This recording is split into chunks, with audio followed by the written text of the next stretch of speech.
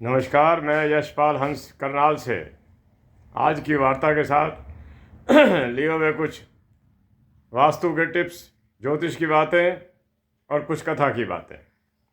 आशा है आप प्रसन्न होंगे, सुखी होंगे, जीवन आनंद में होगा, संतानें आज्ञा में होंगी, सौहार्द और प्रेम बना होगा। ईश्वर करे आपकी यह स्थिति बनी रहे, आप सदा सुखी रहें। मेरी शुभकामनाएं आपके साथ हैं। प्यारे बंधुओं, कल मैं आपसे जिक्र कर रहा था कि मैं घर की सीढ़ियों पर चर्चा करूंगा कि ये कितनी महत्वपूर्ण है और इनको कैसे रखना चाहिए, कैसे होनी चाहिए। बहुत जगह जाने का जीवन में मौका मिलता है। अब तो खैर आप तक ही सीमित हूँ। बहुत कुछ देखा, इस लंबे अंतरकाल के अंदर बहुत कुछ देखा। मैं सबसे पहले आपको ये बताना चाहता हूँ, बात यहीं से शुरू करता हूँ और छोटा ही वीडियो होगा, कि जब कोई व्यक्ति मकान बनाने लगे तो सबसे पहला ध्यान वो सीढ़ियों पर दे, क्योंकि ऊंचाई की ओर ले जाने वाला ये एक रास्ता है, उन्नति की ओर ले जाने वाला ये एक रास्ता है। जैसे हम किचन बनाने में ध्यान देते हैं, कमरे बनाने में ध्यान देते हैं, और लॉबी है, ये चीज़ें हैं, ध्यान देते हैं कि क्या चीज़ मेरे को ज़रूरत है। मैं एक शब्द इसमें और जोड़ देना चाहता हूँ कि वास्तु के अंदर जो हमें पढ़ाया गया या पढ़ा हमने, उसके अंदर एक बड़ी गजब की चीज़ लिखी हुई थी जो मैं आज आपको बताना चाहता हूँ कि जितने भी कमरे आप बनाते हैं, 1 2 3 जितने भी बनाते हैं, उन कमरों के अंदर जो लाइट है, प्रकाश है, वो प्राकृतिक रूप में आना चाहिए, खिड़कियों से, दरवाज़ों से आना चाहिए। कोई कमरा ऐसा ना हो जहां आपको अपना बिजली का बल्ब या ट्यूब जलाकर बैठना पड़े तब पढ़ सकें आप। स्थिति ये होनी चाहिए कि जिस भी कमरे में आप बैठें, वहाँ के प्रकाश जो प्राकृतिक आ रहा हो उसमें आप पढ़ सकें, वहाँ कोई वास्तु का दोष नहीं हो सकता। अगर हमें अपने घर में दिन में ट्यूब जलाकर पढ़ना पड़ गया तो समझो कुछ फ़र्क आ रहा है। ध्यान देना है इस बात पर। मैं इस बात पर लंबी चर्चा नहीं करना चाहता। हर व्यक्ति का अपना घर बनाने की कुछ परिस्थितियाँ होती हैं, कुछ मजबूरियाँ भी होती हैं। उन मजबूरियों में इंटरप्ट करने का हमें कोई अधिकार नहीं है, सिर्फ बता देना हमारा अधिकार है। मैं सीढ़ियों की बात कर रहा था। जब आप सीढ़ियाँ बनाएं तो उसका ये ध्यान रखें कि उसके नीचे कोई ऐसी चीज़ ना बनाए कि वहाँ लोगों को बैठना पड़े और जब उठने लगे तो उनका सिर टकराए और बाद में वो सीढ़ियाँ आपको डिसमेंटल करानी पड़े, तुड़वानी पड़े। वो बड़ा हानिकारक होगा। जिस घर की सीढ़ियाँ एक बार टूट जाती हैं, अक्सर देखने में आया है कि वहाँ का बहुत कुछ तुड़वाना पड़ता है और उसको रिपेयर कराना पड़ता है और दोबारा बनवाना पड़ता है। दूसरी बात जो मैंने देखी, आप भी देखते होंगे, कि जितना भी घर का सामान होता है हम उठा कर सीढ़ियों में रख देते हैं। यहाँ तक कि कई घरों में हमने ये भी देखा कि फोल्डिंग्स पड़े हैं, गेहूं के कनस्तर पड़े हैं, यहाँ तक भी देखा कि छोटे छोटे बच्चों के साइकिल पड़े हुए हैं। सीढ़ियाँ अवरुद्ध हैं, सीढ़ियों के जो दरवाजे हैं वो खुले पड़े हैं। यहाँ पर वास्तु दोष खड़े हो जाते हैं, हमारे ऊपर उन्नति की राह में बाधाएं हम खुद बना लेते हैं। सीढ़ियाँ बहुत इंपॉर्टेंट हैं। मैं आपको इतना बता दूं, इतना जोर मैं क्यों दे रहा हूँ सीढ़ियों पर। घर की सीढ़ियाँ महाराज बुद्ध के अधीन आती हैं और बुद्ध बिगड़ जाए तो ये समझ लीजिए कि बहुत कुछ बिगड़ गया। आइंदा सीढ़ियों का ध्यान रखना। सीढ़ियाँ बिल्कुल सोच समझ कर बनाओ। उसके स्टेप्स बहुत बड़े नहीं होने चाहिए, चाहे जगह आपको ज़्यादा घेरनी पड़े, स्टेप्स छोटे होने चाहिए। बड़े स्टेप होंगे तो आप चढ़ने में दिक्कत महसूस करेंगे और जिन लोगों को घुटनों में कोई तकलीफ रहती है वो ऊपर चढ़ ही नहीं पाएगा। ऐसी स्थिति में क्या होता है, लोग ऊपर जाते ही नहीं। दूसरी बात, पहले मैंने बताया सीढ़ियाँ सोच कर बनाएं कि तुड़वानी ना पड़े। स्टेप छोटे रखें ताकि चढ़ने में दिक्कत ना आए, और सीढ़ियों पर घर का सामान मत रखिए, इन्हें साफ रखिए, रोज़ साफ कीजिए। ये आपके जीवन की उन्नति का एक मार्ग है सीढ़ियाँ। मेरे प्यारे बंधुओं, हमारी जो छतें हैं, यहाँ से प्रकाश की किरणें अंदर आती हैं, चाहे वो दिखाई नहीं देती, गर्मी में हीट आती है ना, सर्दी में नहीं आती। सर्दी में कमरे ठंडे रहते हैं। इसका स्पष्ट मतलब है कि हमारे छत के साथ हमारा कोई संबंध है। जिन लोगों की छतें गंदी रहती हैं, कई बार हम सफाई नहीं करते, वहाँ झाड़ू नहीं लगते, कुछ फेंक दिया तो फेंक दिया, मत करना ऐसा। छतों को साफ रखिए। ये ठीक है कि घर की नींव ज़मीन में होती है, लेकिन घर का भाग्य छतों पर भी हुआ करता है। मैं इतना ही कहना चाहता था इस बारे में, क्योंकि इसी बात करते करते 6 मिनट हुए। घर की छतों को साफ रखिए, सीढ़ियों को साफ रखिए। सीढ़ियों के स्टेप छोटे हों, चाहे जगह ज़्यादा घिर जाए। होता यह है, हम देखते हैं कि जगह थोड़ी है, चलो सीढ़ी बड़ी कर देते हैं। बहुत दुविधा आती है सीढ़ी बड़ी के अंदर, छोटी सीढ़ियों सब चढ़ जाते हैं। तो ख़ास ख्याल रखना, ये बुद्ध से रिलेट करती है। मैंने जीवन में कई ऐसे घरों को देखा जिन्होंने अपनी सीढ़ियों को रिपेयर कराने की कोशिश करी, लेकिन रिपेयर नहीं हो सकी। दोबारा बनाना पड़ा, सब कुछ, बहुत कुछ दोबारा बनाना पड़ा। एक तो ऐसे परिवार को भी मैं जानता हूँ जिनको उन्होंने कहा कि जब तोड़वाना ही है तो सारा घर ही तोड़वा दो, सारा घर ही तोड़वा दो। तोड़वाया उन्होंने और दोबारा ही बनवाया। वो अफोर्ड कर सकते थे, बना गए।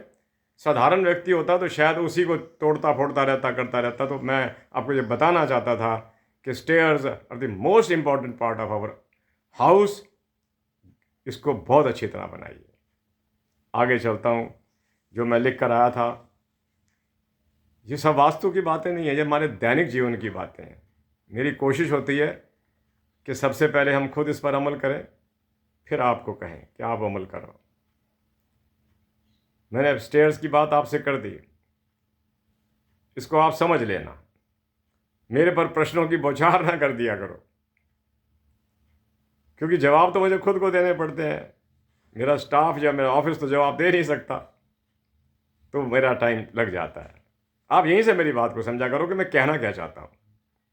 मैं यही कहना चाहता हूँ, अपने सुख का ध्यान रखिए, छोटे स्टेयर्स बनाइए और सीढ़ियों को साफ रखिए।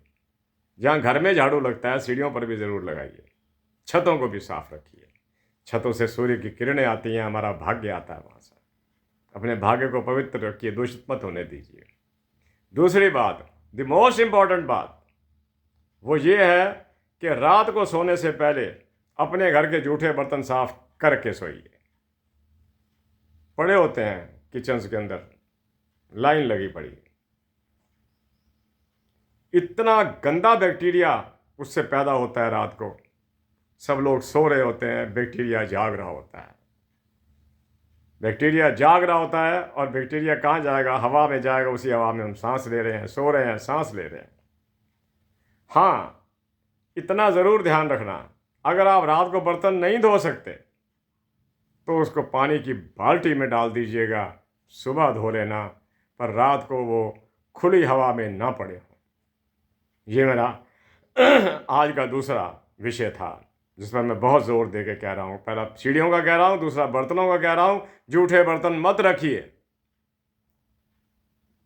जूठे का मतलब ये नहीं, मतलब ये कि उसमें एक विशेष बैक्टीरिया पैदा हो जाता है जो हवा में फैल जाता है। ये हमारी सेहत को ख़राब कर सकता है, और आपके अंदर ये कड़े निर्देश होने चाहिए कि जितने भी यूटेंसिल्स पड़े हैं, यूज्ड यूटेंसिल्स पड़े हैं, इनको साफ़ करके सोना है। नहीं साफ़ कर सकते, पानी की बाल्टी में डाल दीजिए। आगे चलता हूँ। आज मुझे सुबह उठा तो मैंने वो पुस्तक निकाली जिसमें भगवान कृष्ण की जीवन लीला के बारे में कुछ लिखा हुआ है।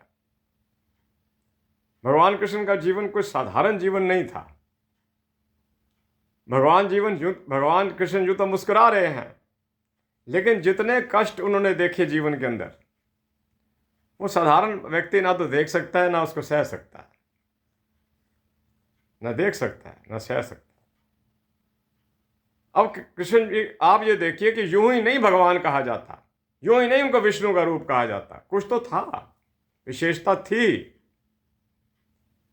जिस क्षेत्र में भी उनको मैं देखता हूं, अगर मैं उनको राजनीति में देखता हूं तो, कूटनीति में देखता हूं तो, महाभारत युद्ध को रोकने का जितना प्रयास भगवान कृष्ण ने किया, बाकी सब तो लगे हुए थे कि युद्ध हो जाए, वो चाहते थे रुक जाए, वरना इतना रक्तपात हो जाएगा कि वर्षों वर्षांतरों तक ये शरीर सुधर पाएगा। हमारे कई ग्रंथों में लिखा हुआ है आज भी कि महाभारत युद्ध का इतना बड़ा धक्का भारत को लगा कि आज भी उसकी स्थिति ठीक नहीं है। उस जमाने में सोना लोहे के समान था, आज वो स्थिति नहीं रही। इतना नुकसान, डैमेज हुआ उस वक्त, और कितने युवक मरे होंगे उस युद्ध के अंदर। आप ये देखिए, भगवान ने पूरी कोशिश करी कि इसको रोका जाए, 5 गांव तक को ले आए समझौते को। अब मैं आपको बताता हूं कि कितना ज्ञान रहा है मेरे योगीराज के अंदर। हम धर्म ध्वज रक्षक योगीराज, भगवान कृष्ण कहते हैं उसे। मैं तो कहता हूं आप धर्म ध्वज रक्षक थे, आप योगीराज थे, आप मेरे भगवान कृष्ण थे। बचपन में 5 नाम दिए गए, 5 चीजें उस जगह की गौ से शुरू होती हैं। शायद भगवान कृष्ण ने छोटी उम्र में यह देख लिया था कि भारत के अंदर गौओं की बहुत कमी है।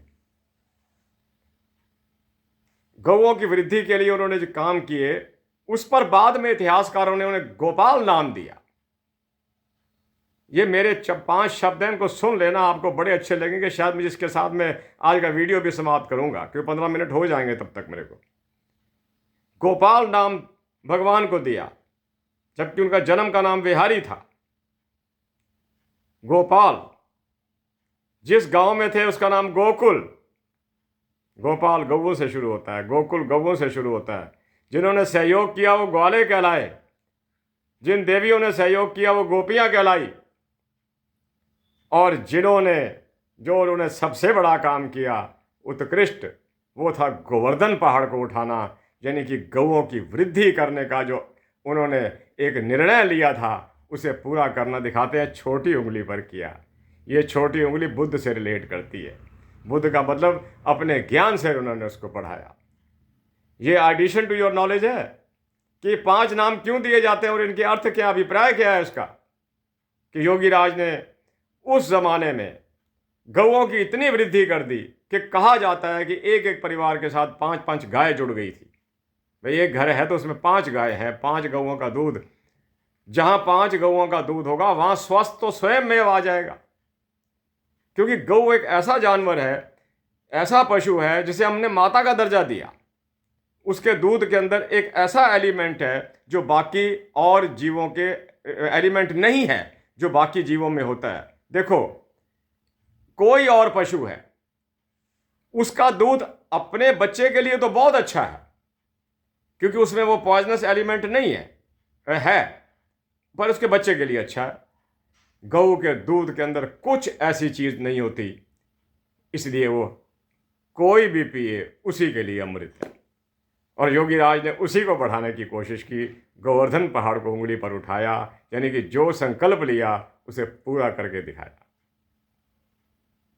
तो हम भी कोशिश करें कि अगर छोटे छोटे संकल्प लेते हैं, कई बार हम अपनी बुराइयां छोड़ने का संकल्प रात को लिए बैठे होते हैं, दिन होते होते मुकर जाते हैं।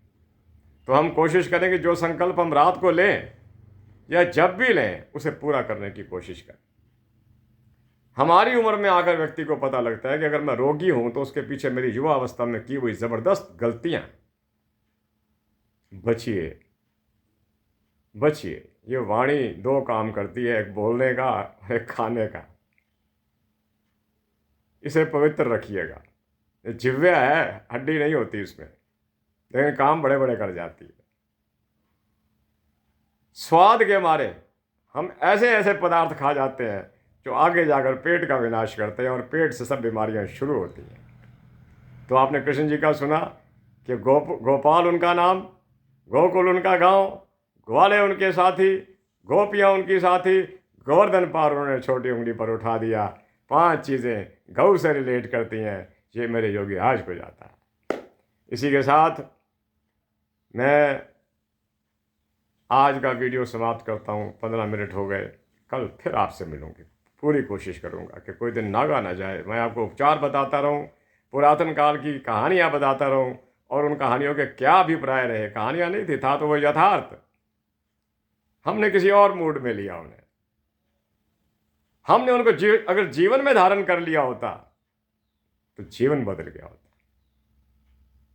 हर व्यक्ति से भूलें होती हैं, हम भी कोई भूल से भूले हुए नहीं, क्या पता कौन सी ऐसी जीवन में घटना होगी जो ईश्वर को स्वीकार नहीं होगी। आप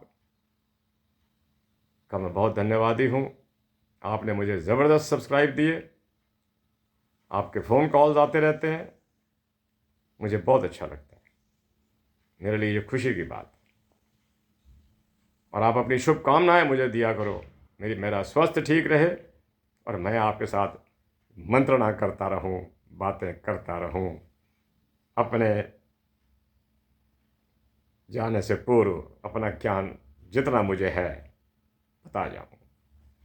और मेरे बाद बड़े बड़े विद्वान आएंगे, विद्वानों की कभी कमी नहीं रही संसार के अंदर। मैं तो विद्वान हूँ ही नहीं, पढ़ा ज़रूर है।